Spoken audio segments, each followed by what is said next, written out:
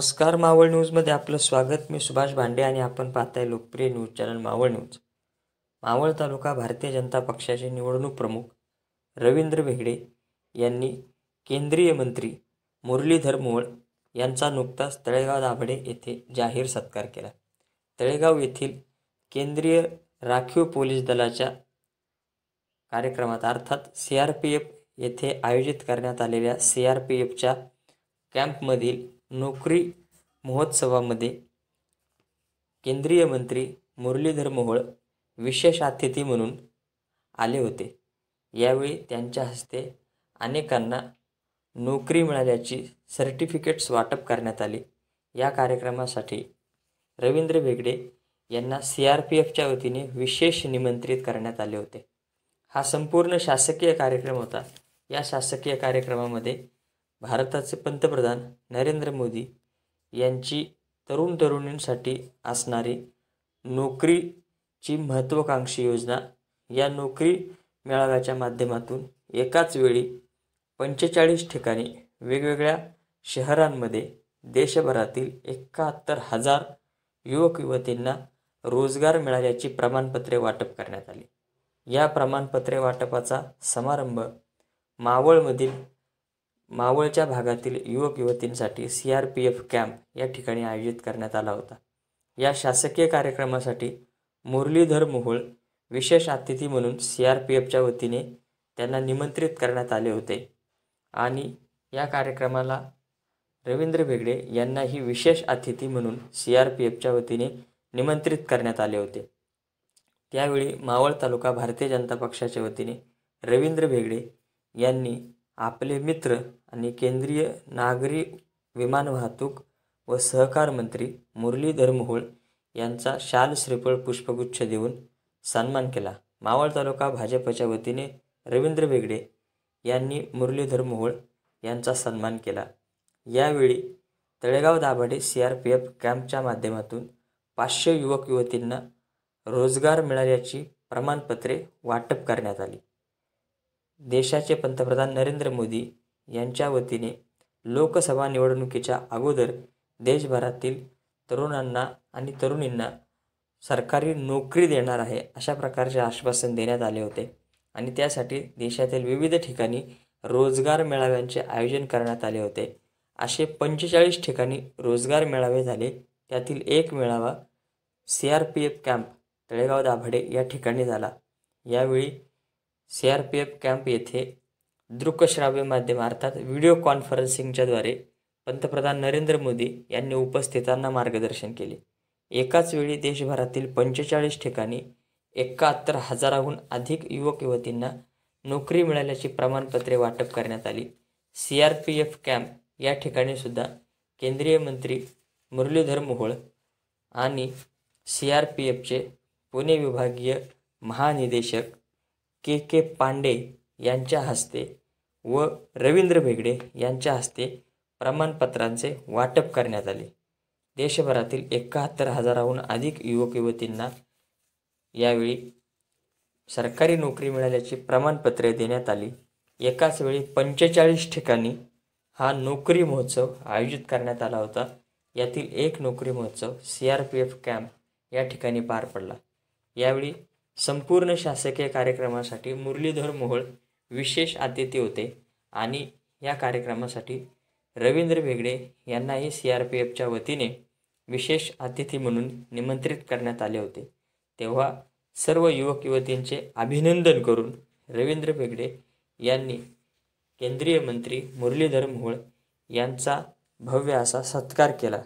यासंबंधीच्या विविध अपडेट्स आणि बातम्या जाणून घेण्यासाठी सुभाष भांडेसोबत पाहत राहा, शेअर करा, सबस्क्राईब करा. फक्त मावळ न्यूज. धन्यवाद.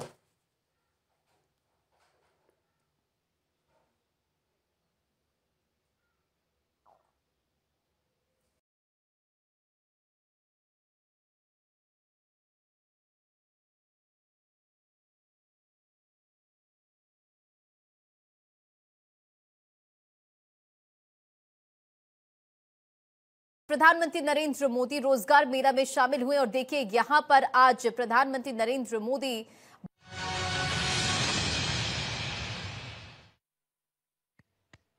तो ये तस्वीर मैं आदरणीय प्रधानमंत्री जी से निवेदन करता हूं कि रोजगार मेले के इस विशेष अवसर पर अपने आशीर्वचनों से राष्ट्र की युवा शक्ति को अनुग्रहित करें।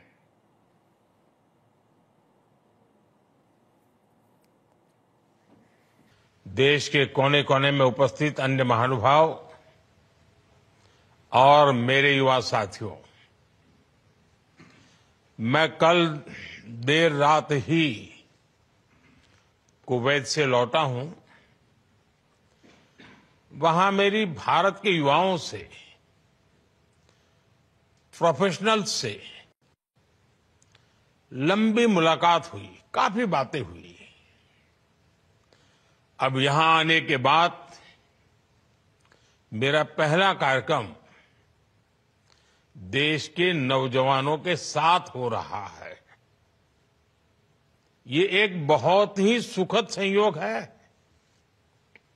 आज देश के हजारों युवाओं के लिए, आप सबके लिए जीवन की एक नई शुरुआत हो रही है। आपका वर्षों का सपना पूरा हुआ है, वर्षों की मेहनत सफल हुई है। 2024 का ये जाता हुआ साल आपको, आपके परिवारजनों को नई खुशियां देकर जा रहा है। मैं आप सभी नौजवानों को और आपके परिवारों को अनेक अनेक बधाई देता हूं। साथियों, भारत के युवाओं के सामर्थ्य और प्रतिभा का भरपूर उपयोग हमारी सरकार की सबसे बड़ी प्राथमिकता है। रोजगार मेलों के जरिए हम लगातार इस दिशा में काम कर रहे हैं। पिछले 10 वर्षों से सरकार के विभिन्न मंत्रालयों, विभागों और संस्थाओं में सरकारी नौकरी देने का अभियान चल रहा है।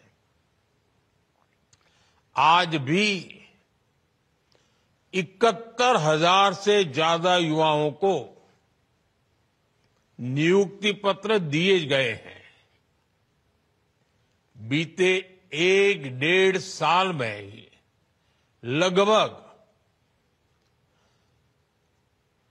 10 लाख युवाओं को हमारी सरकार ने पक्की सरकारी नौकरी दी है। ये अपने आप में बहुत बड़ा रिकॉर्ड है। पहले की किसी भी सरकार के समय इस तरह मिशन मोड में युवाओं को भारत सरकार में पक्की नौकरी नहीं मिली है। लेकिन आज देश में न केवल लाखों युवाओं को सरकारी नौकरियां मिल रही हैं, बल्कि ये नौकरियां पूरी ईमानदारी और पारदर्शिता के साथ दी जा रही है। मुझे खुशी है कि इस पारदर्शी परंपरा से आए युवा भी पूरी निष्ठा और ईमानदारी से राष्ट्र की सेवा में जुट रहे हैं। साथियों, किसी भी देश का विकास उसके युवाओं के श्रम, सामर्थ्य और नेतृत्व से होता है। भारत ने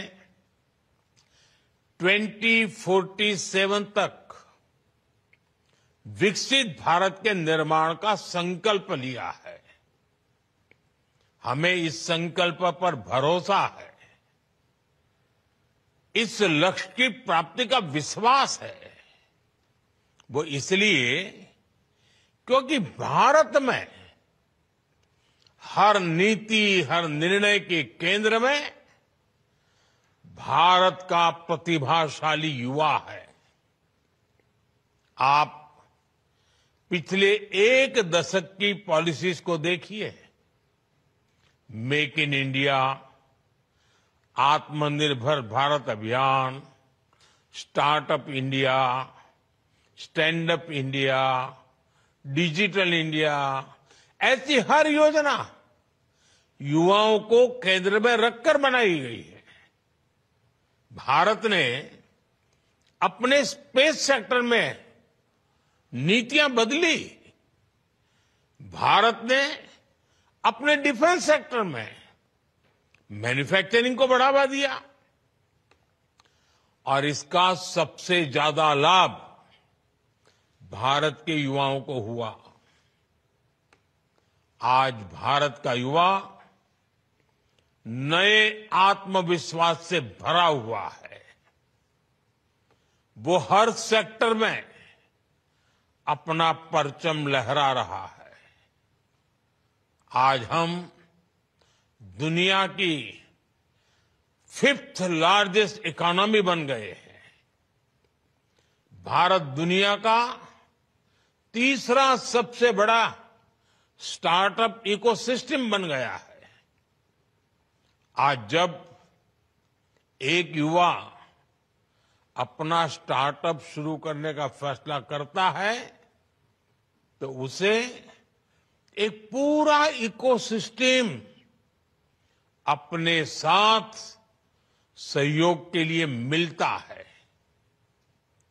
आज जब कोई युवा स्पोर्ट्स में कैरियर बनाने का प्लान करता है तो उसे ये विश्वास होता है कि वो असफल नहीं होगा। आज स्पोर्ट्स में ट्रेनिंग से लेकर टूर्नामेंट तक हर कदम पर युवाओं के लिए आधुनिक व्यवस्थाएं बन रही हैं। आज कितने ही सेक्टर्स में हम कंप्लीट ट्रांसफॉर्मेशन देख रहे हैं। आज भारत मोबाइल मैन्युफैक्चरिंग में दुनिया का दूसरा सबसे बड़ा देश बन चुका है। आज रिन्यूएबल एनर्जी से लेकर ऑर्गेनिक फार्मिंग तक, स्पेस सेक्टर से लेकर डिफेंस सेक्टर तक, टूरिज्म से लेकर वेलनेस तक, हर सेक्टर में अब देश नई ऊंचाइयां छू रहा है। नए अवसरों का निर्माण हो रहा है। साथियों, हमें देश को आगे बढ़ाने के लिए युवा प्रतिभा को निखारने की जरूरत होती है। ये जिम्मेदारी देश की शिक्षा व्यवस्था पर होती है। इसलिए नए भारत के निर्माण के लिए देश दशकों से एक आधुनिक शिक्षा व्यवस्था की जरूरत महसूस कर रहा था। नेशनल एजुकेशन पॉलिसी के जरिए देश अब उस दिशा में आगे बढ़ चुका है। पहले पाबंदियों के कारण जो शिक्षा व्यवस्था छात्रों पर बोझ बन जाती थी, वो अब उन्हें नए विकल्प दे रही है।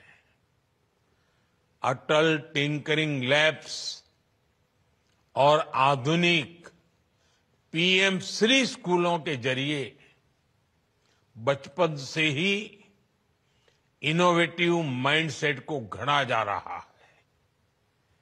पहले ग्रामीण युवाओं के लिए दलित, पिछड़ा, आदिवासी समाज के युवाओं के लिए भाषा एक बहुत बड़ी दीवार बन जाती थी।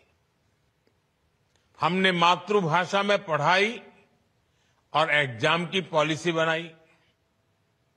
आज हमारी सरकार युवाओं को 13 भाषाओं में भर्ती परीक्षाएं देने का विकल्प दे रही है। बॉर्डर जिले के युवाओं को ज्यादा मौका देने के लिए हमने उनका कोटा बढ़ा दिया है। आज बॉर्डर एरियाज के युवाओं को पक्की सरकारी नौकरी देने के लिए विशेष भर्ती रैलियां की जा रही हैं। आज ही यहां सेंट्रल आर्म पुलिस फोर्सेस में 50,000 से ज्यादा युवाओं को भर्ती का नियुक्ति पत्र मिला है।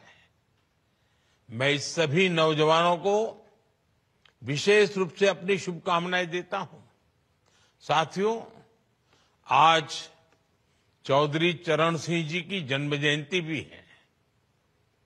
ये हमारी सरकार का सौभाग्य है कि हमें इसी साल चौधरी साहब को भारत रत्न से सम्मानित करने का अवसर मिला।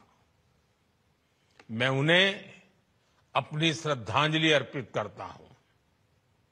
आज के दिन को हम किसान दिवस के रूप में मनाते हैं। इस अवसर पर मैं देश के सभी किसानों को, अन्नदाताओं को नमन करता हूं। साथियों, चौधरी साहब कहते थे, भारत की प्रगति तभी हो सकेगी जब भारत के ग्रामीण क्षेत्र की प्रगति होगी। आज हमारी सरकार की नीतियां और निर्णयों में ग्रामीण भारत में भी रोजगार और स्वरोजगार के नए मौके बन रहे हैं। एग्रीकल्चर सेक्टर में बड़ी संख्या में युवाओं को रोजगार मिला है। उन्हें अपने मन का काम करने के लिए मौका मिला है। जब सरकार ने गोबर धन योजना के तहत देश में सैकड़ों गोबर गैस प्लांट बनाए तो इससे बिजली तो पैदा हुई, हजारों नौजवानों को नौकरी भी मिली। जब सरकार ने देश की सैकड़ों कृषि मंडियों को इनाम योजना से जोड़ने का काम शुरू किया तो इससे भी नौजवानों के लिए रोजगार के अनेक नए अवसर बने। जब सरकार ने इथेनॉल की ब्लेंडिंग को 20% तक बढ़ाने का फैसला किया तो इससे किसानों को मदद तो हुई ही, शुगर सेक्टर में नई नौकरी के भी मौके बने। जब हमने 9,000 के लगभग किसान उत्पाद संगठन बनाए, एफपीओज बनाए तो इससे किसानों को नया बाजार बनाने में मदद मिली और ग्रामीण क्षेत्र में रोजगार भी बने। आज सरकार अन्न भंडारण के लिए हजारों गोदाम बनाने की दुनिया की सबसे बड़ी योजना चला रही है। इन गोदामों का निर्माण भी बड़ी संख्या में रोजगार और स्वरोजगार के मौके लाएगा। अभी कुछ ही दिन पहले सरकार ने बीमा सखी योजना शुरू की है। सरकार का लक्ष्य देश के हर नागरिक को बीमा सुरक्षा से जोड़ने का है। इससे भी बड़ी संख्या में ग्रामीण क्षेत्र में रोजगार के मौके बनेंगे। ड्रोन दीदी अभियान हो, लखपति दीदी अभियान हो, बैंक सखी योजना हो, ये सारे प्रयास, ये सारे अभियान हमारे कृषि क्षेत्र में, हमारे ग्रामीण क्षेत्र में रोजगार के अनगिनत नए अवसर बना रहे हैं। साथियों, आज यहां हजारों बेटियों को भी नियुक्ति पत्र दिए गए हैं। आपकी सफलता दूसरी महिलाओं को प्रेरित करेगी। हमारा प्रयास है कि हर क्षेत्र में महिलाएं आत्मनिर्भर बने। गर्भवती महिलाओं को 26 हफ्ते ही छुट्टी के हमारे फैसले ने लाखों बेटियों के कैरियर को बचाया है, उनके सपनों को टूटने से रोका है। हमारी सरकार ने हर उस बाधा को दूर करने का प्रयास किया है जो महिलाओं को आगे बढ़ने से रोकती है। आजादी के बाद वर्षों तक स्कूल में अलग टॉयलेट न होने की वजह से अनेक छात्राओं को पढ़ाई छूट जाती थी। स्वच्छ भारत अभियान के द्वारा हमने इस समस्या का समाधान किया। सुकन्या समृद्धि योजना ने सुनिश्चित किया कि बच्चियों की पढ़ाई में आर्थिक परेशानी न आए। हमारी सरकार ने 30 करोड़ महिलाओं के जनधन खाते खोले, जिससे उन्हें सरकार की योजनाओं का सीधा फायदा मिलने लगा। मुद्रा योजना से महिलाओं को बिना गारंटी लोन मिलने लगा। महिलाएं पूरे घर को संभालती थी, लेकिन संपत्ति उनके नाम पर नहीं होती थी। आज पीएम आवास योजना के तहत मिलने वाले ज्यादातर घर महिलाओं के ही नाम पर है। पोषण अभियान, सुरक्षित मातृत्व अभियान और आयुष्मान भारत के माध्यम से महिलाओं को बेहतर स्वास्थ्य सुविधाएं मिल रही है। हमारी सरकार में नारी शक्ति वंदन अधिनियम के द्वारा विधानसभा और लोकसभा में महिलाओं को आरक्षण मिला है। आज हमारा समाज, हमारा देश विमेन लेड डेवलपमेंट की दिशा में तेजी से आगे बढ़ रहा है। साथियों, आज जिन युवा साथियों को नियुक्ति पत्र मिला है, वो एक नई तरह की सरकारी व्यवस्था का हिस्सा बनने जा रहे हैं। सरकारी दफ्तर, सरकारी कामकाज की जो पुरानी छवि बनी हुई थी, पिछले 10 वर्षों में उसमें बड़ा बदलाव आया है। आज सरकारी कर्मचारियों में ज्यादा दक्षता और उत्पादकता दिख रही है। ये सफलता सरकारी कर्मचारियों ने अपनी लगन और मेहनत से हासिल की है।